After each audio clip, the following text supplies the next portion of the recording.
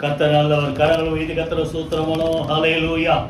நான் வாசித்த அந்த வேத பகுதி அப்படியே வச்சுங்க. ஏசாயா 55ஆம் அதிகாரம் 13ஆம் வசனம் எடுத்துங்க. ஆண்டவர் கொடுத்த வார்த்தை ஏசாயா 55ஆம் அதிகாரம் 13ஆம் வசனம் வாசிங்க. முச்செடிக்கு பதிலாக தேவதாரு விருட்சம் முளைக்கும், காஞ்சோரிக்கு பதிலாக மிருது செடி எழும்பும், அது கர்த்தருக்கு கீர்த்தியாகவும் நிர்மூலமாகாத நித்திய அடையாளமாகவும் இருக்கும். கையில் மீது கர்த்தர் சூத்திரம் மூலமா ஆக்சுவலா டெய்லி ஜெபம் பண்றேன். போன வாரம் சர்ச்சு முடிஞ்ச உடனே யூத் மீட்டிங் ஃப்ரீயாக அங்கே நடத்துகிறேன். நான் இங்கே உட்காந்து இப்போ ஜெபம் பண்ணிகிட்டே இருக்கும்போது அப்போ தான் என்கிட்ட ஆண்டவர் பேசுகிறேன் அந்த வாசம். அப்புறம் உட்காந்து அங்கே இங்கே இருக்கும்போதே கொஞ்சம் நோட் பண்ணி வச்சேன். அதுக்கப்புறம் இந்த வாரம் முழுசும் புரியுதா, ஒவ்வொரு நாளும் ஆண்டவர் அதை குறித்து பேசுகிறதால நோட் பண்ணி அதற்கு பிறகு அதை செய்தியாக உருவாக்க ஆண்டவர் உதவி செய்தார். கைகளை வைத்து கர்த்தர் சூத்திரம் பண்ணுவோமா? ஆண்டவர் இந்த வசனத்தில் 55:13 நமக்கு என்ன சொல்றாரு? நான் ஏற்கனவே சொன்னேன், வாசிக்க. காஞ்சோரிக்கு பதிலாக, எல்லாம் சேர்ந்து சொல்லுங்களேன். காஞ்சோரிக்கு பதிலாக மிருது செடி எழும்பும். அதை நான் ஏற்கனவே உங்களுக்கு அதனுடைய விளக்கத்தை காஞ்சோரின்னா நெறிஞ்சில் சொன்னோம். அடுத்தது என்ன சொல்றது? அந்த அரிப்பு உண்டாக்குற ஒரு செடி. அந்த இலையப்பு தொட்டாலே நமச்சல் உண்டாகும். ஒரு 2-3 நாளைக்கு அந்த எரிச்சல் அவ்வளோ மோசமானது. அப்போ அநேகருடைய வாழ்க்கையில முள்ள போல சாபங்கள், புரியுதா, முள்ள போல வேதனை. முள் என்னத்தை கொடுக்கும்? வேதனை. முள்ள போன வேதனைகள், புரியுதா. அந்த இன்னொன்று சொன்ன என்ன சொன்ன, எரிச்சல் உண்டா, எரிச்சல். இப்படிலாம் நிறைய இருக்குது. உங்க குடும்பத்தில் இருக்கிற மக்களாலும் இருக்கும், வெளியேந்திர வருகிற மக்களாலும் அநேக வேதனைகள், புரியுதா, பாதிப்புகள், எரிச்சல்கள், சண்டைகள், சமாதானமின்மை, இப்படிலாம் நிறைய காரியம் இருக்கு. இதெல்லாம் ஆண்டவர் என்ன செய்வாரா? மாத்தி அவர் நம்ம கூட இருக்கிறதால எல்லாத்துக்கும் மேல 1ஆம் வசனத்தை மறந்துடாதீங்க. என்னிடத்தில் வாருங்கள், எனக்கு செவி கொடுங்க. இதெல்லாம் நம்ம கரெக்டா செஞ்சா ஆண்டவர் சொல்றாரு, அப்படிப்பட்ட வாழ்க்கையை என்னவா மாத்துவார் சொல்லுங்க? மிருது செடியை போல ஆண்டவர் என்ன செய்வார்? மாற்றும். இதுக்கு அந்த ஆரம்பத்துக்கு ஒரு 2-3 வசனத்தை வாசித்துட்டு என்னென்னலாம் மாறுதல் நமக்கு ஆண்டவர் செய்வார் அதை பார்ப்போம். முதல்ல ஒரு வசனம் வாசிங்க. எசேக்கியேல் 2ஆம் அதிகாரம் 6ஆம் வசனம். யாராவது வாசிங்க. எசேக்கியேல் 2ஆம் அதிகாரம் 6ஆம் வசனம் வாசிங்க.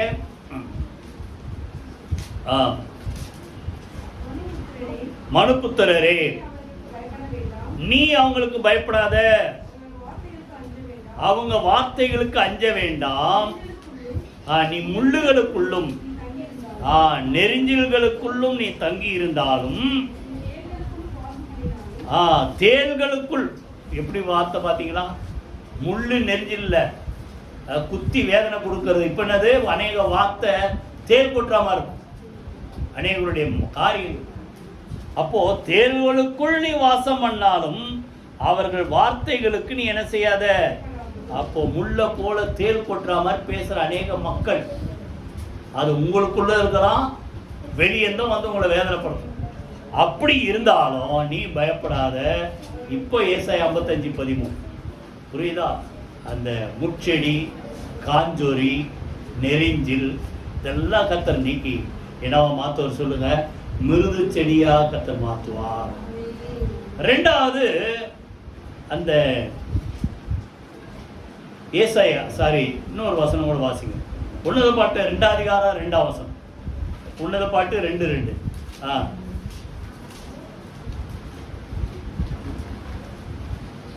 லீலி புஷ்பம் எங்க இருக்குது? முள்ளுகளுக்குள்ளே லீலி புஷ்பம் எப்படி இருக்கிறதோ அப்படியே குமாரத்திகளுக்குள்ளே எனக்கு பிரியமானவும். உலகத்துல எத்தனையோ கோடி மக்கள் இருக்கிறாங்க, அவங்க மத்தியில் நம்ம விடி இருக்கிறோமா சொல்லுங்க? நம்ம லீலி புஷ்பம். ஆனா அந்த லீலி புஷ்பம் எப்படி இருக்குது? முள்ளுகளுக்குள்ளே இருக்கிற மாதிரி. புரியுதா? ரோஜா பார்த்தீங்கன்னா ரோஜா அழகா இருக்கும், சாஃப்டா இருக்கும், மென்மையா இருக்கும், இல்ல? ஆனா அதை சுத்தி என்ன இருக்குது? முள்ளு. இப்போ உலகத்துல நம்மளை வேதனைப்படுத்துற மக்கள் நிறைய பேர் இருந்தாலும், அவர்கள் மத்தியிலே நாம இருந்தாலும், புரியுதா, அது நம்மளை பாதிக்காதபடிக்கு நம்முடைய வாழ்க்கையை ஆசீர்வதிக்கிற ஆண்டவர் நம்மோடு கூட இருக்கிறார். புரியுதா? முள்ளுகளுக்குள்ள இருந்தால், புரியுதா, பின்னால சொல்றாரு, அப்படிப்பட்ட மக்களுக்கு ஆண்டவர் என்ன செய்ய, அதிலே அதை வச்சிருக்கீங்களா உன்னத பாட்டு 6ஆம் வசனம் வாசிங்க. 6ஆம் வசனம். அந்த சூழ்நிலையிலே தேவன் நம்மை தேற்றுகிறவர். அவர் இடதுகை என் தலையின் கீழ் இருக்கிறது, வலதுகை என்னை தாங்குகிறது, இல்லை என்னை அணைத்துக் கொள்ளுகிறது. அப்போ தேற்றுகிற தேவன். முள்ள போல 4 பேர் உங்களை குத்தினாலும், உங்களை வேதனைப்படுத்தினாலும் நீங்க உடைஞ்சி போகாதபடி, எத்தனை பேர் புரியுது, உடைஞ்சி போகாதபடிக்கு கிருபை கொடுத்து, அவருடைய வார்த்தையை கொடுத்து, அவருடைய பிரசன்னத்தினாலே கர்த்தர் என்ன செய்யற சொல்லுங்க, நம்மளை ஆட்டி தேற்றுகிறார். அதான் பின்னால 7ஆம் வசனத்துல சொல்றாரு, எனக்கு பிரியமானவளுக்கு மனதுண்டாகும் வரைக்கும் எருசலேம் குமாரத்திகளே அவளை என்ன செய்யாதீங்க, எழுப்பாதீங்க. அப்படின்னா அர்த்தம், அவ ரெஸ்ட் எடுக்கட்டும். என்ன சொல்ல போனா, அவ என்ன செய்யட்டும், இளைப்பாறட்டும். அப்போ உங்க இளைப்பாறுதலை ஒருவரும் கெடுக்காதபடிக்கு ஆண்டவர் என்ன செய்கிறார், கட்டளை கொடுக்கிறார், கவனமா இருக்கிறார். கையில வீதி கத்துற சூத்திரமா, முள்ளு, நெரிஞ்சில், புரியுதா, காஞ்சோரி, இதெல்லாம் நம்மளை வேதனைப்படுத்தினாலும் கர்த்தர் நம்ம கூட இருந்து நம்மை தேற்றுகிறவர். அந்த நெரிஞ்சில் பார்த்தோமா. இப்போ காஞ்சோரி, ஒரே ஒரு வசனம் வாசிங்க.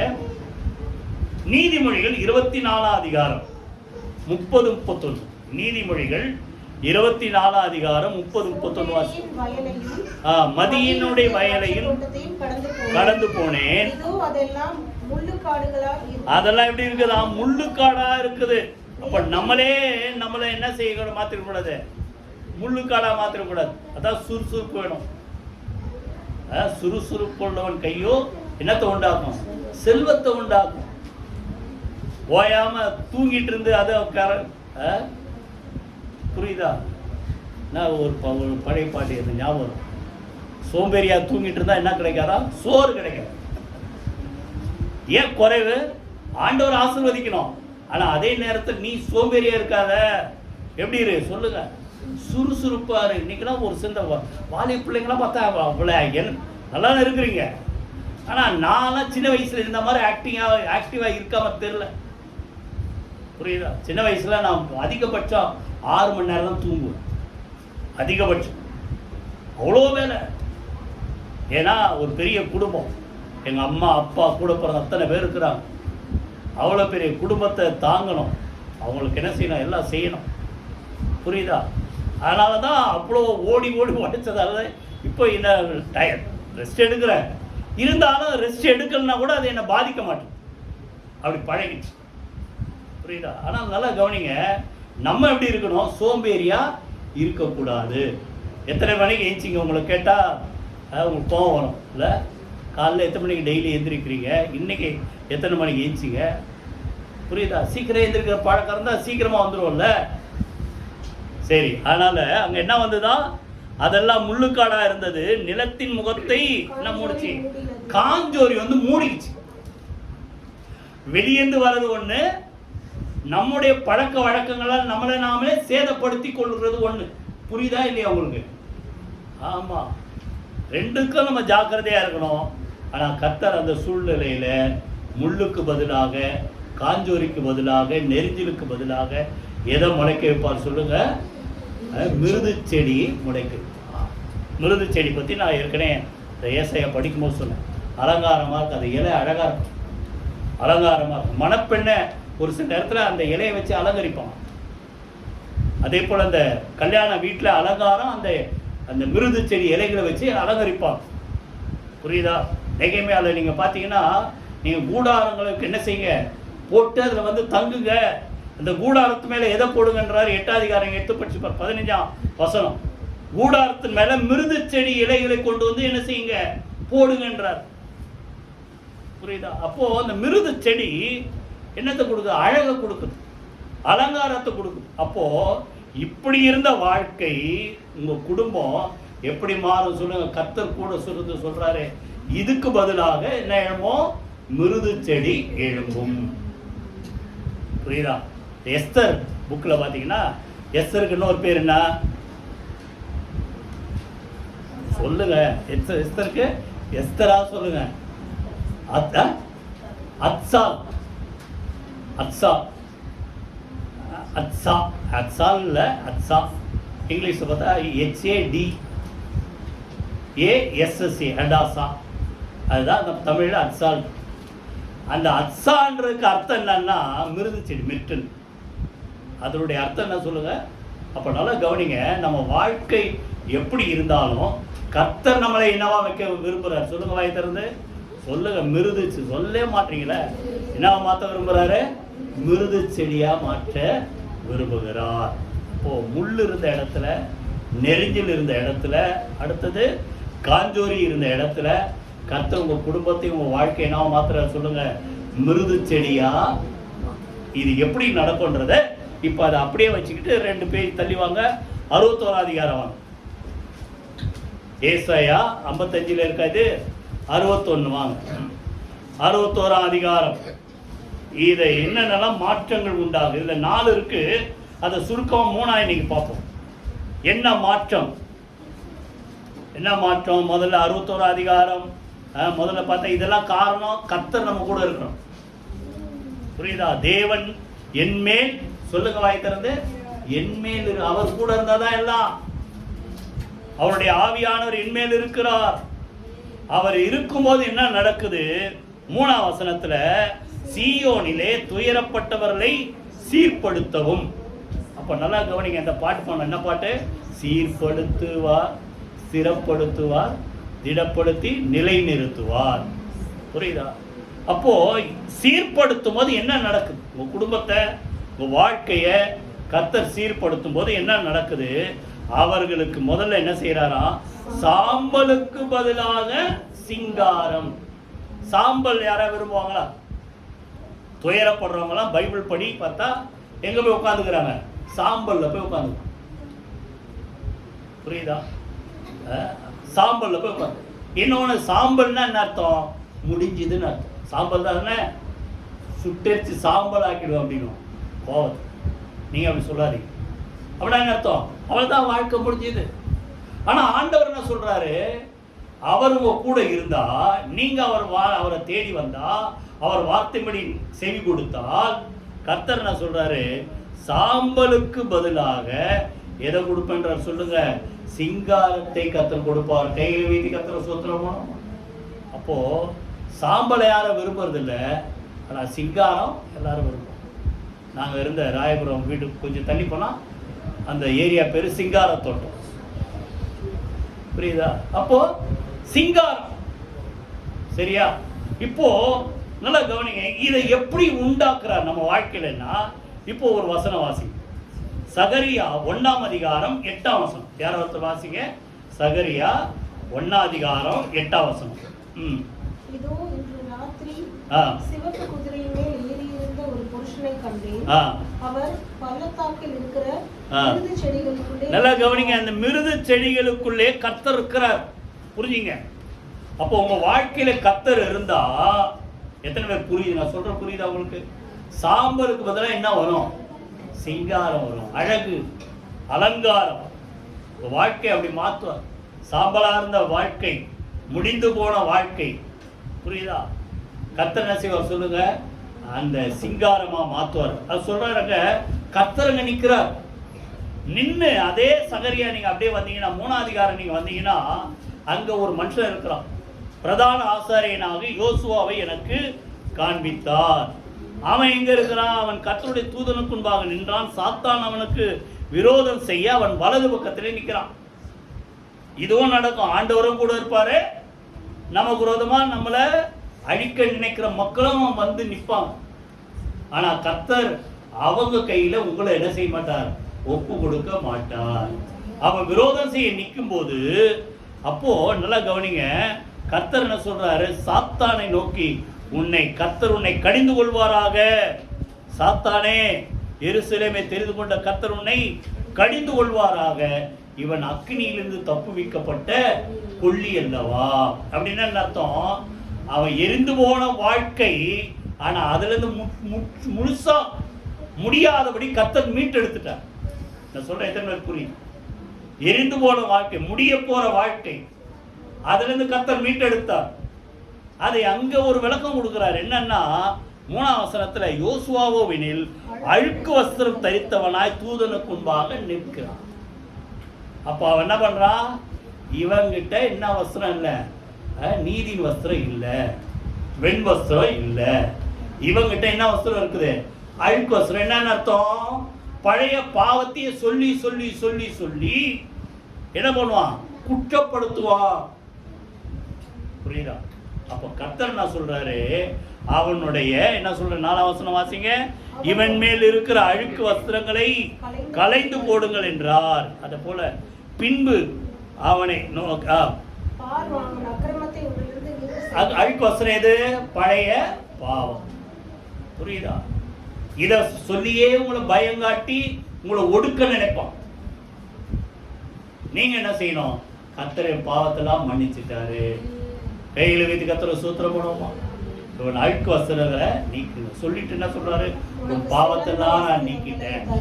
அடுத்தது சொல்றாரு, சிறந்த வஸ்திரங்களை அவனுக்கு தரிப்பித்தார், கர்த்தருடைய தூதன் அங்கே நின்றார். பின்னால சொல்றாரு, பாகையை உண்டாக்குவார்களாக. வாசிங்க, சுத்தமான 5ஆம் வசனத்துல, சிரசின் மேல் சுத்தமான பாகையை வைப்பார்களாக. பாவம் அவனை ஒடுக்குச்சு. அவனுக்குள்ளே ஏதோ உணர்வோ இல்லை, பக்கத்துல அவனை பயங்காட்டி நீ இது பண்ண, இப்படி பண்ண, இப்படி பண்ண, இப்படி பண்ணு அவன் மேல வராதபடிக்கு அவன் என்ன செய்யறான்? ஒடுக்குறான். புரியுதா? இதே வசனத்துல ஒடுக்கினவன் என்ன பண்ணான்? ஒழிந்து போனான். புரியுதா? எரேமியா 14 நினைக்கிறேன். ஒரு ஒடுக்கினவன் ஒழிந்து போனான். அப்போ இத பயங்காட்டி பயங்காட்டி அவனை மட்டம் தட்டி அவனை மேல வராதபடிக்கு இருக்கிற வாழ்க்கையில கர்த்தர் அவன் கூட இருந்த அவன் பாவத்தை மன்னித்து சிறந்த வஸ்திரங்களை கொடுத்து இப்போ அவன் ஆளுகை செய்யற அளவுக்கு அவன் மேல என்னத்தை கொடுக்குறாங்க சொல்லுங்க? பாகை. புரியுதா? சொல்ல போனா பிரதான ஆசாரியனுக்கு ஒரு பாகை இருக்கு. அதே போல இப்போ உலக பிரகாரமா பார்த்தா ஒரு ராஜாவுக்கு என்ன வரும்? கிரீடம். அப்படின்னா அர்த்தம் அது அதிகாரம். இப்போ பாவம் செஞ்சு அவன் என்ன பண்றான்? மனசாட்சி அவனை கொண்டு இல்லைன்னா பக்கத்தில் இருக்கிற அந்த குற்றம் சாட்டுடைய வாழ்க்கை, அந்த வார்த்தை அவனை குற்றப்படுத்தி அவனை எழுப்பி நிற்க முடியாதபடிக்கு இருந்த சூழ்நிலைய கர்த்தர் மாத்தி இப்ப என்ன மாத்துறாரு? அவனை அதிகாரம் உள்ளவனாய் கர்த்தர் மாற்றினார். கையில வைத்து கர்த்தர் சூத்திரம் பண்ணுவோமா? சொல்றாரு, சாம்பலுக்கு பதிலாக சொல்லுங்க என்னத்தை கொடுக்கிறாரு? சிங்காரம். ஏசாயால திருப்பி வாங்க இன்னொரு வசனம், 41ஆம் அதிகாரம். ஏசாயா 41ஆம் அதிகாரம் 18-19 2 வசனம் வாசிங்க.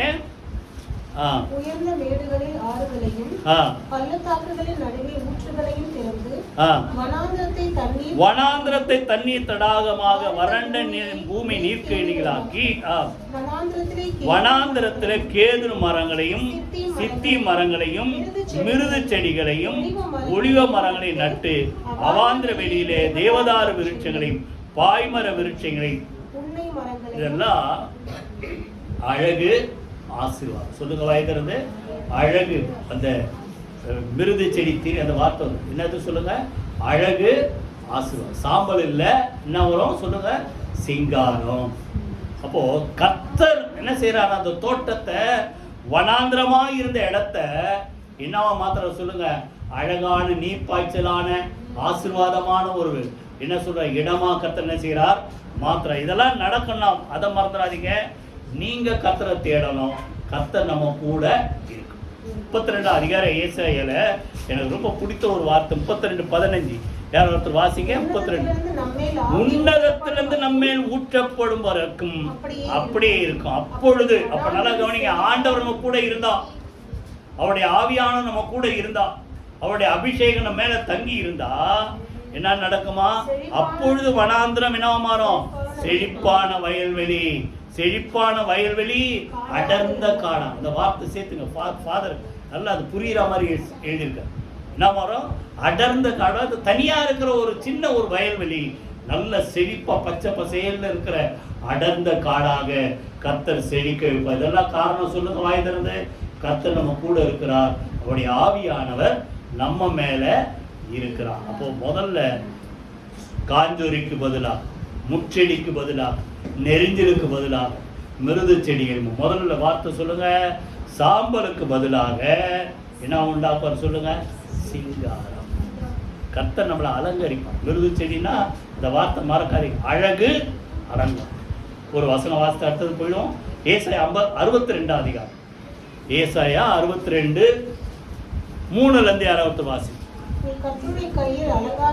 எப்படி இப்ப நீ சொல்லுங்க, கர்த்தருடைய கையில அலங்காரமான கிரீடமும் உன் தேவனுடைய கரத்தில் ராஜமுடியுமாயிருப்பாய். கர்த்தர் உன் மேலே பிரியமா இருக்கிறார். உன் தேசம் வாழ்க்கைப்படும் எப்சிபா என்றும் யூலா என்றும் சொல்லப்படும். 5ஆம் வசனத்துல வாலிபன் மணவாட்டின் மேல் எப்படி இருக்கிறது போல சொல்லுங்க, அந்த ஆசையா விருப்பமா இருக்கிறது போல, மணவாளன் மணவாட்டின் மேல் மகிழ்ச்சியா இருப்பது போல உன் தேவன் உன்மேலே சொல்லுங்க மகிழ்ச்சியா இருப்பார். கையில வீதி கத்துற சூத்திரமானவன் சாம்பல் அல்ல, என்ன ஒன்றாவது சொல்லுங்க, சிங்காரம். 2வது திருப்பி அங்க ஏசாயா 61 வாங்க, அதுலதான் 3 மாற்றம். அதே ஏசாயா 61 அதிகாரம் 3ஆம் வசனத்துல அடுத்த பகுதி, துயரத்துக்கு பதிலாக ஆனந்த தைலத்தையும் ஒடுங்கின ஆவிக்கு பதிலாக துதியின் உடையும் கொடுக்கிறவர். துயரம், ஒடுங்கின ஆவி 2 சேர்த்துக்கலாம். இதுக்கு பதிலாக எதை கொடுக்கிறாரா சொல்லுங்க, ஆனந்த தைலமும் துதியின் உடை. புரியுதா? சந்தோஷமா இருந்தாதான் துதி வரும். யாக்கோபுல என்ன சொல்றாரு, சந்தோஷமா இருக்கிறன்னா சொல்லுங்க, சொல்லுங்க, சந்தோஷமா இருக்கிறவன் சங்கீதம் பாட கடவன். புரியுதா? இப்போ சந்தோஷமா இருந்தாதான் என்ன வரும், சங்கீதம் வரும். இப்போ துதியும் ஆனந்த தைலத்தை கர்த்தர் கொடுக்கிற. எதுக்கு பதிலா, துயரத்துக்கு பதிலா ஒடுங்கின ஆவிக்கு பதிலாக. புரியுத? மனிதர்களும் செய்யலாம், உங்களை ஒடுக்கிற ஒரு சில காரியங்களும் உங்க குடும்பத்தை நடக்கும். ஆனா அதை பார்த்து நீங்க ஒடுங்கிடாதீங்க, நீங்க முடங்கிடாதீங்க. என்ன சொல்ல போனா, நீங்க என்ன செய்யுங்க, நல்லா என்ன செய்யணும் சொல்லுங்க, வாயை திறந்து ஜெபம் பண்ணாதான் எல்லாத்தையும் கர்த்தர் மாத்துவார்.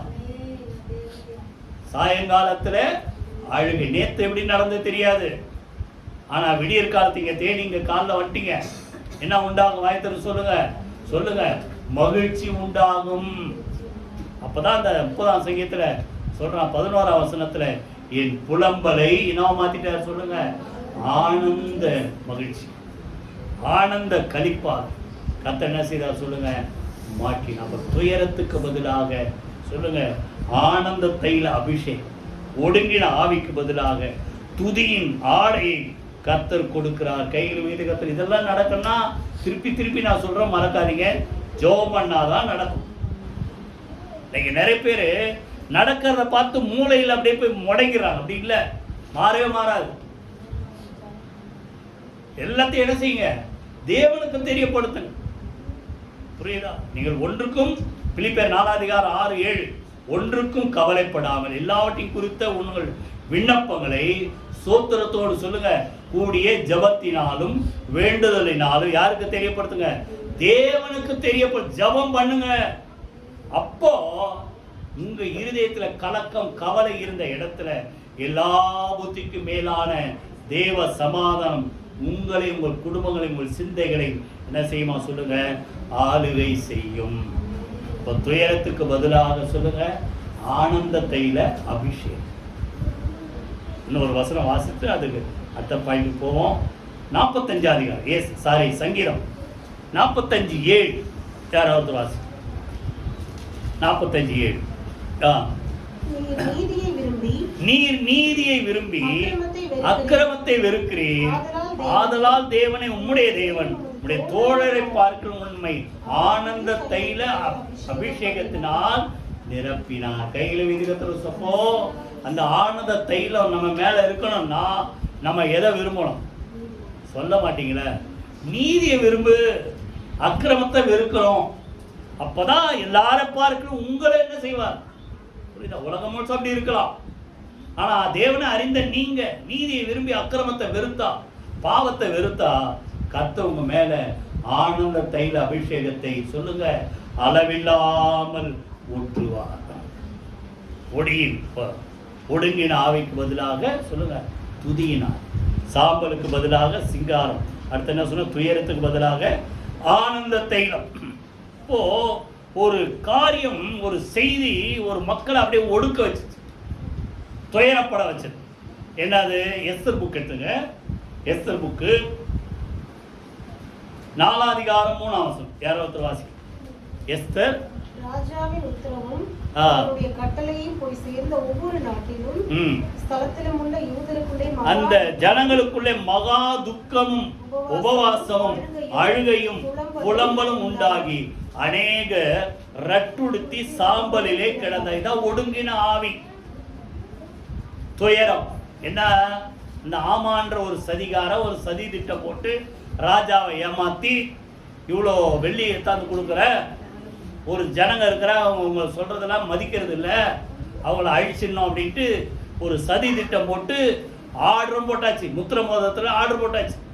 உலகம் முழுசு இருக்கிற அன்னைக்கு இருந்த 127 தேசம் அவன் கீழே அகாஸ்வேரு ராஜா கீழே இருந்து அவ்வளோ தேசத்தில் இருக்க எல்லா யூதரும் அழிக்கணும் மொத்தமா அப்படின்ட்டு கட்டளை போச்சு. அந்த கட்டளை போய் சேர்ந்த ஒவ்வொரு இடத்திலும் இப்ப திருப்பி அங்க சொல்றாரு, என்னென்ன உண்டாச்சு அங்க சொல்லுங்க.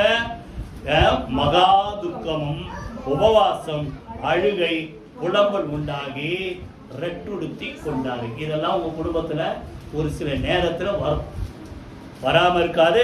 அப்படி வரணும்ட்டு நான் சொல்லல.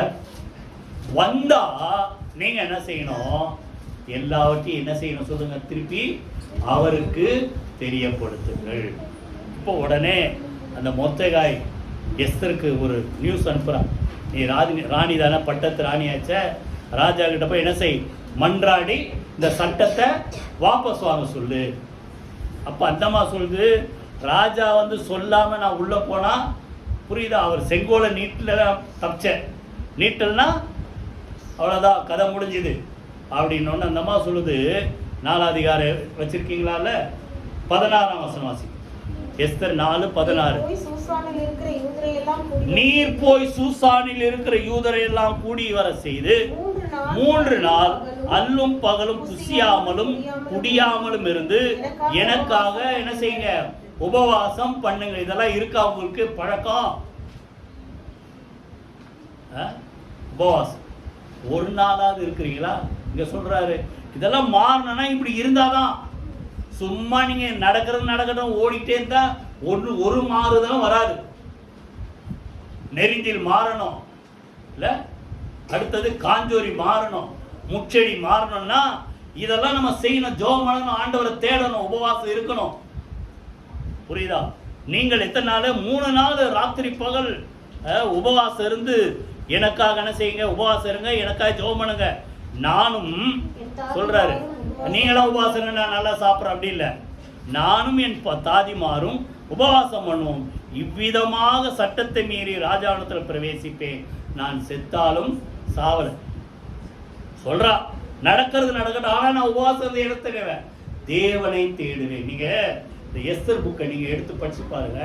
அதுல ஒரு வார்த்தை கூட தேவன்ற வார்த்தை இல்லை, காடுன்னு இருக்காது, லாடுன்னு இருக்காது. புரியுதா? ஆனா நல்லா கவனிங்க, ஒவ்வொரு காரியத்தை கர்த்தர் எரியாம அங்க எதுவுமே நடக்கல. எல்லாமே கர்த்தர் ஆளுகை செய்து நடத்தினார். அவ்வளோ ஒரு பெரிய மாறுதல். புரியுதா? அந்தமா சொல்லுது, நானும் உபவாசம் இருக்கிறேன், நீங்களும் உபவாசம். அப்போ உங்க வாழ்க்கையில இப்படிலாம் நடக்கிற சூழ்நிலை மாறணும்னா பாயத்தில் சொல்லுங்களேன், என்ன செய்யணும் சொல்லுங்க? ஜெபம் பண்ணணும் சொல்லுங்க. உபவாசம் இருந்து ரெட்டுடுத்தி கர்த்தரை அவர் சமூகத்துல உங்களை தாழ்த்தி அவரை தேடும் போது எல்லாமே மாறும். சதி திட்டம் தீட்டம் முதல்ல காலி. மொர்தெகாய் மேல அவ்வளோ ஒரு பொறாம, பார்க்கும் போதெல்லாம் எரிச்சல். யாராவது உங்க மேல அப்படி இருக்கிறாங்களா? என்னாச்சு? இவனை தூக்குறதுக்கு தூக்கு மரத்தை செஞ்சா, எவன் தூக்கு மரம் செஞ்சானோ அந்த தூக்கு மரத்தை செய்த ஆமானிய கத்தை தூக்கி போட வச்சான். 7 அதிகாரம் 10 வசனத்துல ஆமான் நாட்டின தூக்கு மரத்துல யாரை தூக்கி போட்டாங்க? ஆமானே என்ன செய்தார்கள்? காரணம் இவங்க பண்ண ஜெபம், இவங்க பண்ண உபவாசம். உங்க சூழ்நிலை எல்லாம் மாறணும்னா, விரோதமா எழுதுகிற மக்கள் சத்துருக்கள் முறியடிக்கப்படணும்னா நீங்க ஜெபம் பண்ணாம நடக்காது, உபவாசம் பண்ணாம நடக்காது. கடைசியில பார்த்தா எப்படி மாறிச்சு? 9 அதிகாரம் ரொம்ப சீக்கிரமா பார்த்துட்டு சீக்கிரமா முடிப்போம். 9ஆம் அதிகாரம் முதல் வசனம் வாசிங்க. எஸ்தர்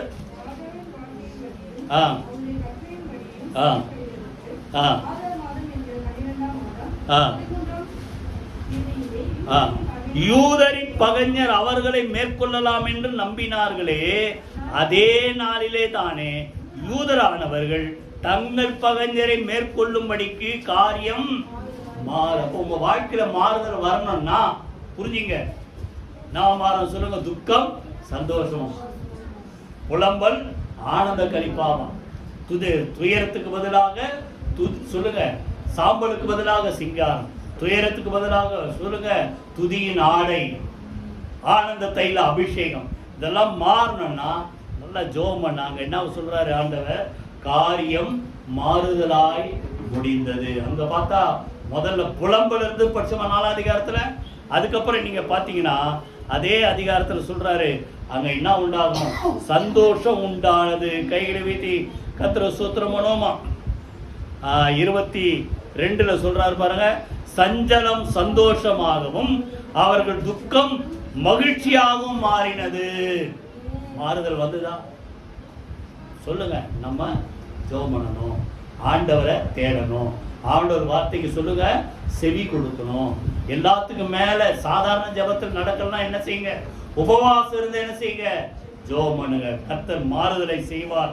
அங்க பாத்தீங்கன்னா ஒடுங்கின மக்களுக்கு ஒரு என்ன சொல்ற ஒரு பெரிய மாறுதலை கர்த்தர் கொடுத்தார். கடைசியா அது 3வது என்ன மாறுதல்? ஏசாயா 61 அதிகாரம் திருப்பி வாங்க. ஏசாயா 61:7 வாசிங்க. வெட்கத்துக்கு பதிலாக என்ன வரும்? வெட்கத்துக்கு பதிலாக 2 பலன் வரும். லட்சைக்கு பதிலாக தங்கள் பாகத்திலே சந்தோஷப்படுவார்கள். அது நிமித்தம் தங்கள் தேசத்திலே இரட்டிப்பான சுதந்திரம் அடைவார்கள். நித்திய மகிழ்ச்சி. வெட்கத்துக்கு பதிலாக டபுள் மடங்கு ஆசீர்வாதம், நித்திய மகிழ்ச்சி உங்க தலைமையில இருக்கும். இப்போ சொல்றாரு, நல்லா கவனிங்க. அப்போ எந்தெந்த இடத்துல நீங்க வெட்கப்பட்டீங்களோ, எந்தெந்த இடத்துல நீங்க அவமானப்பட்டீங்களோ, அதே இடத்துல கர்த்தர் உங்களை ஆசீர்வதித்து உயர்த்துவார். கையில் வைத்து கர்த்தரை ஸ்தோத்திரம் பண்ணணும். இதெல்லாம் ஏன்? ஏசாயா 55 அந்த பாயிண்ட் மறந்துடாதீங்க. இது எனக்கு எப்படி இருக்குமா? கர்த்தருக்கு நித்திய கீர்த்தியா இருக்கும், அவருடைய நாமத்துக்கு மகிமையா இருக்கும். உங்க வாழ்க்கையில செய்கிற ஒவ்வொரு அற்புதமும் யாருக்கு மகிமை? சொல்லுங்க வாய் திறந்து. கர்த்தருக்கு மகிமை. வாழ்க்கையில ஏற்படுகிற ஒவ்வொரு மாறுதல் யாருக்கு மகிமை? கர்த்தருக்கு மகிமை. கையில வைத்து கர்த்தரை ஸ்தோத்திரம் பண்ணுவோமா? செப்பனியா ரொம்ப வேகமா சொல்லி முடிச்ச 2-3 வசனத்தை மாத்திரம் பார்த்து முடிச்சிருவோம். செப்பனியா 3ஆம் அதிகாரம் 17 யாராவது வாசி. செப்பனியா 3ஆம் அதிகாரம். அவர் வல்லமை உள்ளவர், கர்த்தர் வல்லமை உள்ளவர், அவர் ரட்சிப்பார். அவர் உன் பேரில் சந்தோஷமாய் இருந்து தம்முடைய அன்பின் நிமித்தம் அமர்ந்திருப்பார். கர்த்தர் உன் பேரில் என்ன செய்வார்? சொல்லுங்க, கம்பீரமாய் களி கூறுவார். 19 அக்காலத்திலே உன்னை சிறுமப்படுத்தின யாவரையும் தண்டி, அதாவது உன்னை குத்துனவங்க, வேதனைப்படுத்துறவங்க, வார்த்தையினாலே கொன்றவர்கள், இதெல்லாம் யார் செய்வாரா? கர்த்தர் பார்த்துக் கொள்வார். தண்டிப்பேன், நொண்டியானவனை ரட்சித்து தள்ளுண்டவனை சேர்த்துக் கொள்வேன். சொல்றாரு முக்கியமான வார்த்தை, எல்லாம் சேர்ந்து வாசிங்க. அவர்கள் வெட்கம் அனுபவித்த அதே சகல தேசத்திலும் அவர்களுக்கு புகழ்ச்சியும் கீர்த்தியும் உண்டாக செய். வெட்கத்துக்கு பதிலாக சொல்றாரு புகழ்ச்சி, பிரைஸ். கீர்த்தினா பாத்தீங்கன்னா ஃபேம். இப்போ என்ன மாத்திரம் சொல்லுங்க, ஷேம். அந்த பைபிள்ல நல்லா இருக்கு அந்த வார்த்தை. ஷேம் என்ன மாறுது சொல்லுங்க, ஃபேம். கையில் வைத்து கர்த்தரை ஸ்தோத்திரம் பண்ணணும். யாரால உங்களை நிந்தித்தாங்களோ, அவமானப்படுத்தினார்களோ, அதே இடத்துல அதே ஜனங்கள் மத்தியில கர்த்தர் உங்க கூட இருந்து உங்கள் வெட்கத்தை என்ன மாத்திரம் சொல்லுங்க, புகழ்ச்சியும் சொல்லுங்க கீர்த்தியுமாக கர்த்தர் மாற்றுவார். புரியுதா? எல்லாத்துக்கும் மேல ஜெபம், அவரை தேடு. புரியுதா? இன்னொரு ஒரே ஒரு வசனத்தை வாசித்து அடுத்தது போயிடுவோம். ஏசாயா 56ஆம் அதிகாரம். ஏசாயா 55 அதிகாரத்தில் கார்டு வச்சிங்களா, அதே பேஜில் தான். 56ஆம் அதிகாரம் 4ஆம் வசனம். என் ஓய்வு நாள், இன்னைக்கு ஓய்வு நாள் இல்ல, கர்த்தருடைய உயிர்த்தெழுந்த நாள், ஆராதனை நாள். இது ஓய்வு நாள் அல்ல, இது என்ன நாள்?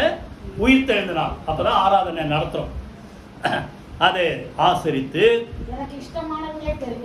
நமக்கு இஷ்டமானது இல்ல, யாருக்கு இஷ்டமானது?